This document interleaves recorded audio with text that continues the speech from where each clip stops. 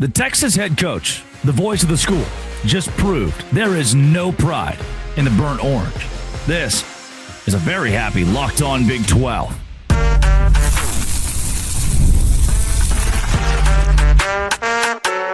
You are Locked On Big 12, your daily podcast on the Big 12 Conference. Part of the Locked On Podcast Network, your team every day.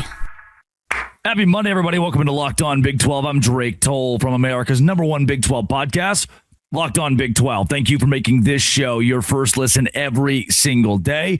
And by the grace of my bosses, I'm alone. Today you get full, unedited, unadulterated, Locked On Big 12. Because the University of Texas has done it. They have finally made themselves look so stupid that the entire country can see, oh, you like to say things. You like to pretend to be the big bully, but you can't back it up. That's where we'll start today. Texas Tech clearing its schedule, going leaps and bounds to get Texas in week 1, and Steve Sarkisian radio silence. Then Brendan Sorsby. Ooh, the more facts that come out about this, weaving his family into it to start betting accounts and the thousands of dollars that he's pushing through those family members, that's a problem. Can he still play at Texas Tech somehow? Let's try to figure it out. And finally, Utah's private equity move is causing them to fire people across the athletic department. Remember, and you might not, I'll refresh you, $500 million was supposed to go to the University of Utah on a private equity deal. None of that money has made its way through, and now the university is having to fire employees because of a very bad mistake. If you hit subscribe, I get to keep my job. If you like Locked On, look, today's the show to share with your friends. This is the heart of what you get from Locked On Big 12. We begin.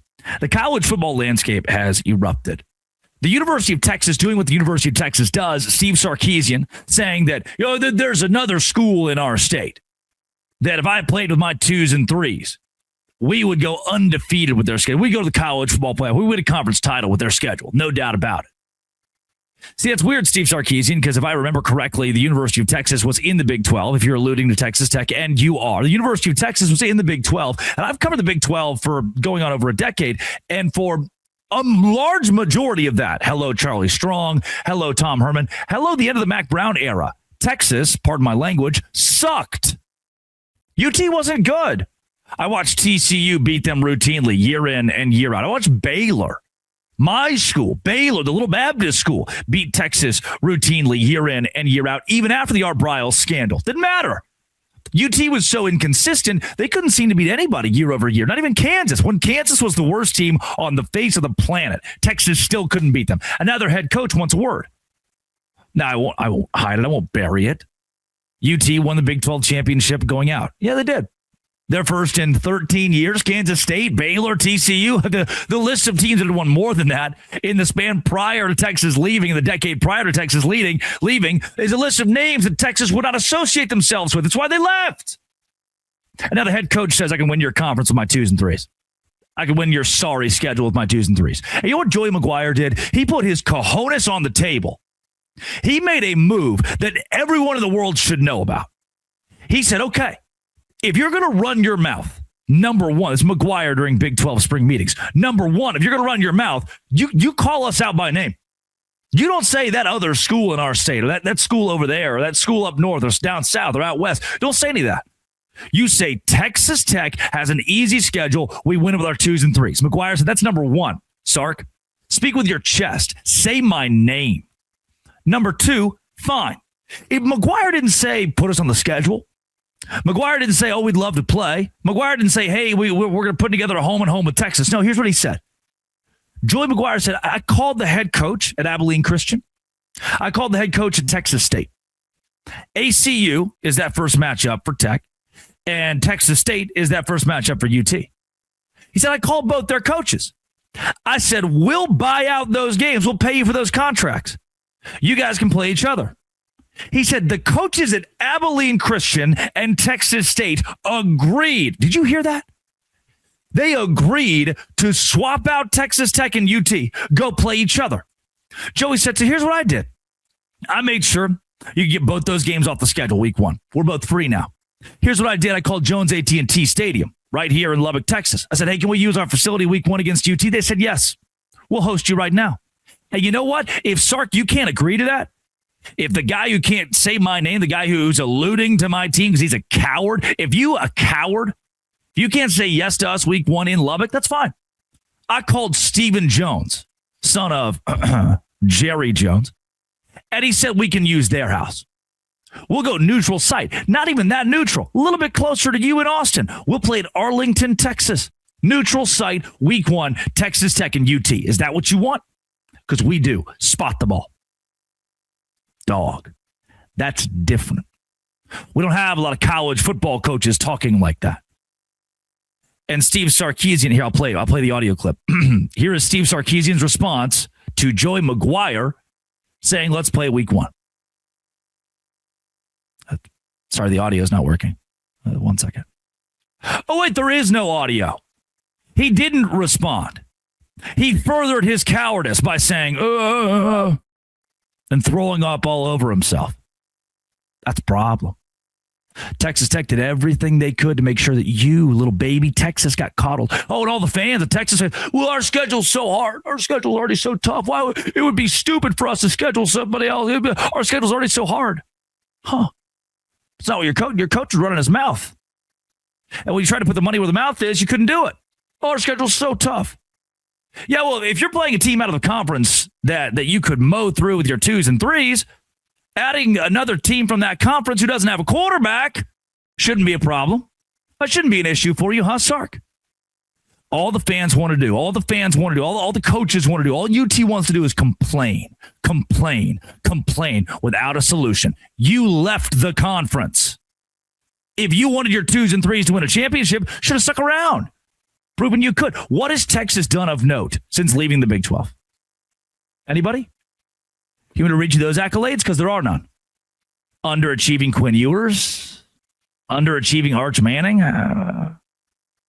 Failure. I mean, you made a college football playoff. Failure in the playoff.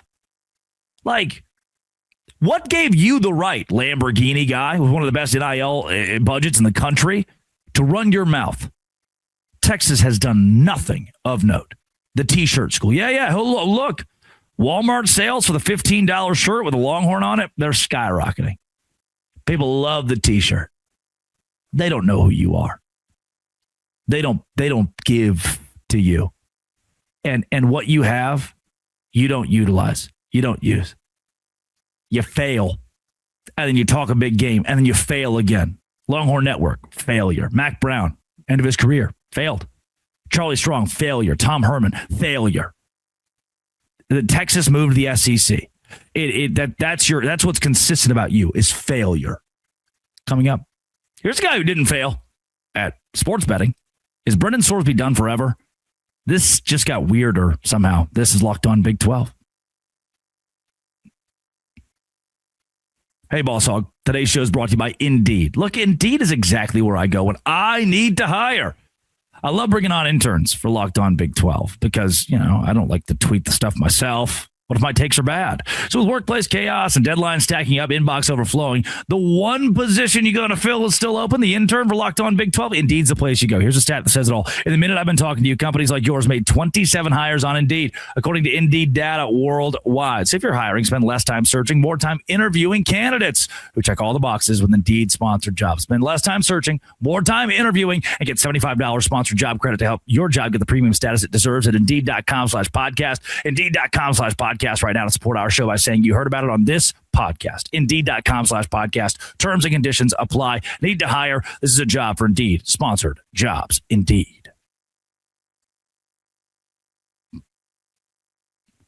It is Locked On Big 12. Drake Toll with you from Locked On Big 12, America's #1 Big 12 podcast. Hey, if you're a big fan of Locked On Big 12, go to lockedonbig12.supercast.com. That's lockedonbig12.supercast.com.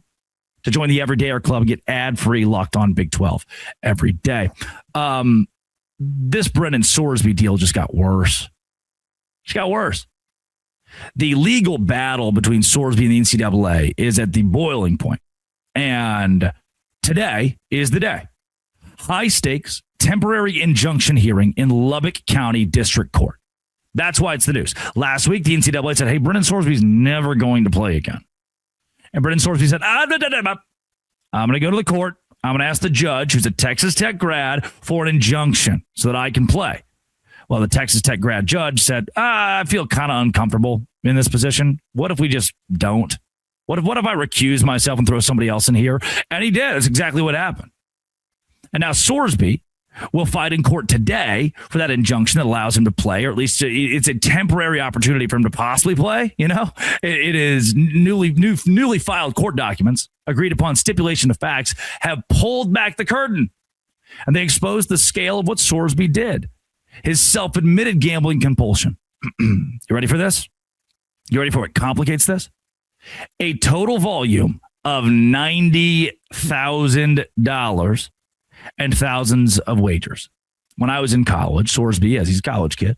When I was in college, I loved to sports bet. You get home and, hey guys, Texas Tech basketball is playing against Baylor basketball tonight. We're all Baylor Bears. They're in Lubbock. Let's watch the game at 7:00 at the house. Let's take Baylor money line. They're plus 200. Yeah, of course. It's part of like, hey, we're college kids doing the college kid thing. And we'd put $20 on it and go about our day. $90,000 between 2022 and 2025, according to court documents. Sorsby placed at least 3,500 individual wagers, totaling roughly $90,000 across FanDuel. You do that, man. There's some expensive wagers in there. Hard Rock, Prize Picks, Underdog. He went to all kinds of sites. And while enrolled in Indiana alone, he placed 2,900 bets. So he calmed down a little bit after he got to Cincinnati, but not that much. Listen to this. At Indiana, 2,900 bets, totaling more than $30,000. Illustrating what his counselors have called a diagnosed, severe, uncontrollable behavioral disorder. The core of the permanent ineligibility in the NCAA saying, hey, you'll never play here again unless, America, the FBI, the government, unless they make us play you. The reason you won't play for us is this. Sorsby admitted to placing at least 40 wagers totaling $850 directly on the Hoosiers football team and individual teammates' prop bets. No. Hey, yo, Jarius. It's me, Brennan Sorsby, the redshirt quarterback on your football team. I know that, you've been looking real good in practice this week. They got you on the sports book at 11.5 over under receiving yards. I'm going to take your over this week. You good with that? Hey, Danny. Hey, yo. Ex-receiver. Dude, I'm riding you this week, man. They got you over under 24.5 receiving yards. I got your over, boss. You got me. You got my back. I got $100 on that. Hey, I got our money line this week, boys. I believe in us. I don't care if you're a redshirt freshman. If you have any prospect to play in the NFL, any prospect to be a high-level college quarterback, which I'm sure Sorsby did. He's a damn good quarterback. There's no way he was sitting there at Indiana thinking, I can bet on this because, right, guys, I'm never going to be a name. They're going to find me. I'm just going to sit down here at Indiana, be a redshirt quarterback, go play at Western Kentucky, redshirt there, maybe get six starts in my career, and then go home. Be an insurance salesman. If that's your goal, then, yeah, whatever. Place bets on your team. Happening every day. Guarantee it's happening in locker rooms every day. But Brennan Sorsby, if you wanted to be a real big-time quarterback, if that was your goal, if that's what you thought you were going to be, how the hell did you think this was going to work? How the hell are you going to hide this? And now Sorsby's habits were not just confined to the gridiron. At Indiana, he plays 40 wagers totaling $1,400 on Indiana Hoosiers men's basketball games. Hey, Daquan. Hey, Brandon. Hey, Luke. I've got you guys on the money line this week. Could you please win? They're in the weight room, the shared sports, the all sport. They're in the cafeteria. They're getting prime rib sliced off the bone. Hey, Pete, look, dog, gonna need you to shoot the ball well tonight. It's a big one for me. Got $100 on you. All right, up top, big guy. Keep banging in the paint. Hit those threes. He had 300 bets totaling $6,500 on college football matchups, completely unrelated to Indiana. It's like you can't do it. You're looking across the conference like, oh, dang, I think Ohio State's going to cover against Purdue today. I just put $100 on it. Oh. He used proxies at Texas Tech. The court filing highlights the behavior didn't stop after he left Bloomington. He funneled over $60,000 to a friend to deposit into a FanDuel account registered under his brother-in-law's name. Furthermore, despite transferring to Texas Tech, state where online sports betting is completely illegal, the NCAA alleges Sorsby sent approximately $5,000 via Venmo and Zelle, total paper trail, to out-of-state friends to continue placing prop bets on MLB, the NBA, and the PGA Tour as recently as this spring. It's still spring, by the way. Summer's not until like June 22nd. Like this season that we're in, he was sending money via online apps, wiring money to buddies for them to bet on sports. So, okay. He's got a pretty serious problem. I'm going to give you that. He's got a pretty serious problem. Like me, I bet on college football, college basketball, March Madness especially. I bet college football every Saturday. I don't play college football, so I can do that. Outside of that, it's not really my, in college, we would do it every week on this or that because it was this fun thing you do with your roommates. You didn't take it too serious. It was $10 here, $20 here, $25 for a parlay. Now, I'm an adult. I know my limits. I can stop. Sorsby couldn't stop. And that addiction, if you're addicted to something, and they say it's like, it's just like alcoholism. If you're addicted to alcohol and it's affecting the way you play college football, you probably shouldn't be playing college football right now until you get that figured out. If you're addicted to drugs, to hard drugs, you shouldn't be playing college football until you get that figured out. From a human being standpoint, we shouldn't have you playing college football. We need to get you healthy, to get you healed. Sorsby says, no, I don't need time to get healed. The month in rehab was good. I'm good. I don't bet anymore. No gambling. Yay. And now the NCAA is coming down on him. How will Jeffrey Kessler, his attorney, fight back today? Mental health. Will it win against the NCAA? I can't comfortably say yes. There's no way to comfortably say yes. Brendan Sorsby, the college quarterback, has likely breathed his last. Brendan Sorsby, the supplemental draft quarterback, though, is going to make one NFL team very happy. Coming up, Utah made the stupidest move you could ever make. The Utes have blown me away in a negative way. Again, this is Locked On Big 12, part of the Locked On Podcast Network, the world's #1 sports podcast network. Your team every day.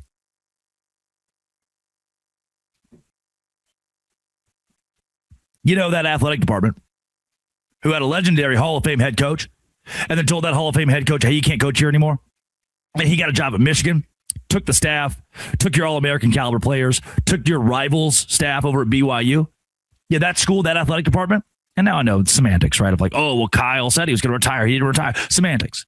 But at face value, at the bare minimum, Hall of Fame coach, gone, smell ya, see ya, you can't coach here anymore. We want the DC who's never been a head coach in his life. We want that guy to be a head coach. That was a risk. Will it pay off? We'll see. But it's not even close to the worst decision that Utah Athletics has made, and now that's been proven. Not even close to the worst decision Mark Harlan has made as the athletic director at the University of Utah.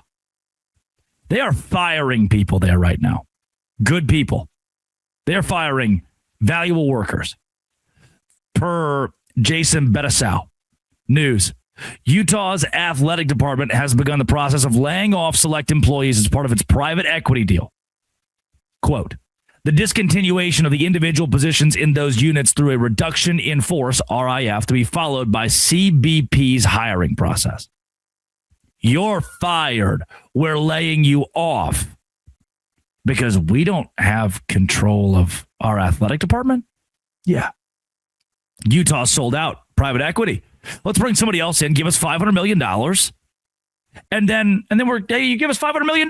We can spend it. We can win. Otro Capital. When this was pitched, this disaster that Utah has seen, from my knowledge, $0 from so far. Utah's decision to partner with New York-based private equity firm, Otro Capital. Historic, groundbreaking, blueprint. You're going to fund modern era of college sports, but then a damning state auditor report and a sudden painful restructuring of the athletic department turned this deal into a full-scale, blown-out disaster. The reorganization, real-world human cost of this, private equity It arrived forceful this week when the athletic department began an unsettling wave of employee layoffs to downsize operations ahead of launching its new for-profit arm, Crimson Brand Partners. Listen to this. While the university claims cut employees can re-interview for roles, hey, you guys can come back and interview. You're fired, okay? But you could interview, possibly, if you want your job back. Forcing your dedicated staff out of the university positions to satisfy this corporate overlord sends shockwaves across the Big 12. In a scathing letter obtained by the Salt Lake Tribune, the Utah State Auditor, listen to this, revealed the athletic department is facing catastrophic financial risk. Auditor flagging Utah aggressively burned through $55 million in financial reserves over a 2-year span just to cover their rampant operating losses. You told me, Utah, when you walked in here, you told me, Utah, you were the best. Our football's the best. We're going to beat this sorry-ass truck stop conference. You lied. You're broke. The state explicitly warned that without immediate dramatic cost containment, the private equity cash will be inevitably depleted, leaving Utah's long-term financial crisis unresolved. And to secure the cash, to form this Utah Brands and Entertainment LLC, hey, you pay them and they pay Utah and they pay us. It's all the university surrendered a percentage of its most lucrative foundational money-making assets, sports. Otro Capital now owns you. They own the primary channels that the athletic department relies on. Ticketing, concessions, corporate events, sponsorships. You sold your athletic department to the guy in the suit in New York. And you still don't know where the money is. And now the guy in Salt Lake, bootstraps, blue collar, who's worked at the University of Utah for 25 years, they're getting fired. And you're saying, well, you could re-interview for the job that you just lost if you interview with the guy in the suit in New York who's probably going to hire his friends. But maybe you get it. Are you noticing here why this is all a problem? The school is funneling its long-term profits to Wall Street to solve the fact that they're poor right now and are limited on cash flow currently. Typical booster donations are given freely. Hey, I love my school. Here's $1 million. I love my school. Here's $10 million. I love my school. Put my name on the stadium. Here's $50 million. Private equity. Hey, we're Otro Capital, boss. We don't need our name on your sorry stadium. We want you. We want to own you. Financial experts, law groups in the sports realm have noted this highly unusual for a private equity shop to be silent. Otro Capital wields the behind-the-scenes leverage. They're the brain trust.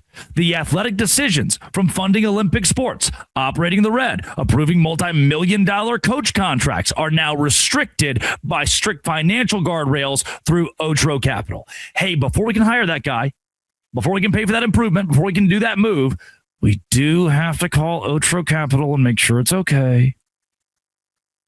Guys, 6 months ago when this first came out, it sounded great that Utah would get $500 million. Now it's June, and it's really, really bad. The auditor's investigation highlighted a flaw in how Utah managed its jump to the Big 12 specifically. You didn't even know how to move to the Big 12. You want to go to the Big 10. You didn't even know how to go to us. The university overspent on everything under the assumption that television media rights revenue would perpetually rise. And when the Pac-12 revenues collapsed, they were like, oh, yeah, we're good. We're saving the Pac-12. And the media deals can get better and better and better. We'll make more and more and more money. You didn't. The department is in a massive structural deficit. Utah's turned to expensive private equity, private capital as a desperate Band-Aid. You put the future of Utes athletics in a precarious position, especially compared to self-sustaining BYU. They don't build a building till they have every dollar in their pocket. They got a lot of dollars in their pocket right now, boss. I feel bad as somebody who now has strong ties to Utah, to BYU, to the area. I love it out there. I mean, it's a place I would retire in. I love it. The tie to the Church of Jesus Christ of Latter-day Saints, the people out there who are or are not religious, the way they love football, the way they love, it's just such a cool atmosphere across that state. And man, I feel bad for you. I feel bad for the guy from Logan, the guy from Ogden, the guy from Orem, who's a huge Utah fan, who's looking around going, well, damn. We sold out. Like I've been a season ticket holder for 8 years. You just sold out. Couple years where money was kind of tight, and you gave up. What's that about?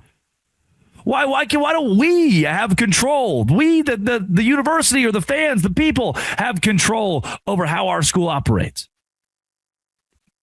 Make that make sense. Because right now it doesn't.